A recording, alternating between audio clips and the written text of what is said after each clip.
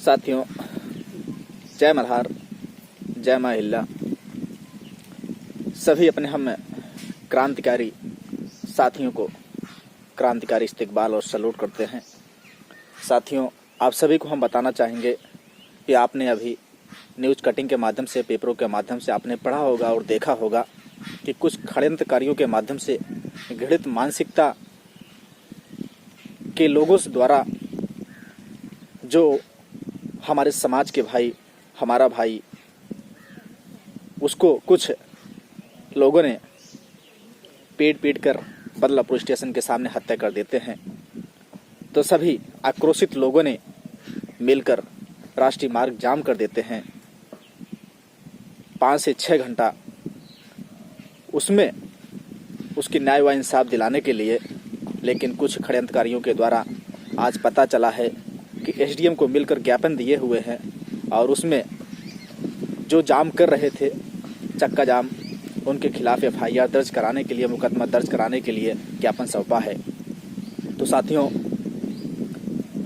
यदि मैं उनसे पूछना चाहता हूं, यदि तुम्हारा भाई इसी तरह कोई पीट कर हत्या कर दिया गया होता, यदि तुम्हारे परिवार में, तुम्हारे समाज में ऐसा किया गया होता, तुम क्या करते? क्या तुम घरों में बैठकर इस तरह से हाहाकार करते, हंसते? ये जब किसी पर बीतती है तभी उसको पता चलता है। तो खैर, तुम क्या जानोगे। लेकिन इससे यह साफ पता चलता है कि कहीं न कहीं यह लोग दबाव देना चाहते हैं, या चाहते हैं कि ये लोग इनको मानसिक दबाव इस तरह से दे दें ताकि यह कंप्रोमाइज़ कर लें। लेकिन उनको हम यह बता देना चाहते हैं कि हम किसी भी प्रकार के कंप्रोमाइज़ नहीं, अब सीधा आर और पार की लड़ाई होगी। तुमको जो करना है तुम करो, तुमको ज्ञापन देना है ज्ञापन दे लो, तुमको मुकदमे दर्ज कराने हैं मुकदमे दर्ज करा लो। अब हम लोग सड़कों पर उतर गए हैं तो पीछे हटने वाले नहीं है। इसीलिए साथियों, हम लोगों को इसमें डरने वाली कोई बात नहीं है। अब इनके खिलाफ भी हम सड़कों पर उतरकर लड़ाई लड़ेंगे। इनको बता देना चाहते हैं कि हम उन्हीं के वंशज हैं, मल्हार राव होलकर के, यशवंत राव होलकर के, अहिल्याबाई होलकर के, सम्राट अशोक और चंद्रगुप्त मौर्य के वंशज हैं। उन्हीं का खून हमारे रग रग में दौड़ रहा है। अब हम भी आर और पार की लड़ाई लड़ेंगे। आप लोग, सभी लोग का मनोबल बढ़ाएं, ऐसे लोगों, ऐसे षड्यंत्रकारियों के साजिश को समझें या दबाव दिलाना चाहते हैं ताकि हम लोग पीछे हट जाएं। लेकिन अब हम लोग पीछे हटने वाले नहीं हैं। अब अपने समाज को इंसाफ दिलाने के लिए, अपने समाज के बच्चों को न्याय दिलाने के लिए हम लोग पूरी जोर तरीके से लड़ाई लड़ेंगे। अब होगी आर और पार की लड़ाई, करो और मरो की लड़ाई। देखते हैं कितने लोगों के ऊपर मुकदमा दर्ज कराते हैं और कितने लोगों को ये जेल भेजते हैं।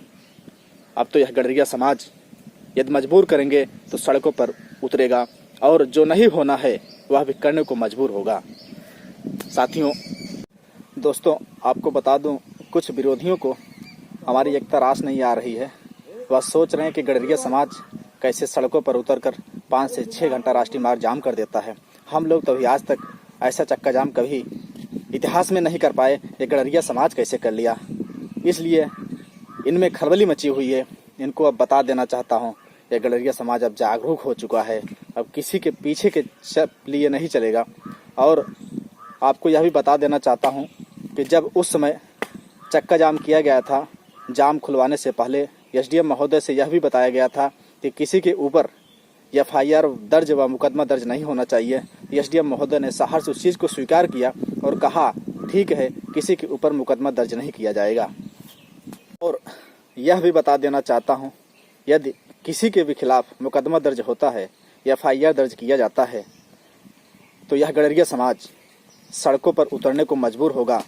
और यह समस्त जौनपुर ही नहीं, पूरे उत्तर प्रदेश ने, पूरे भारत का गडरिया समाज आंदोलन करने को मजबूर होगा। इसलिए किसी के खिलाफ एफआईआर दर्ज नहीं होना चाहिए। यही हमारा निवेदन है।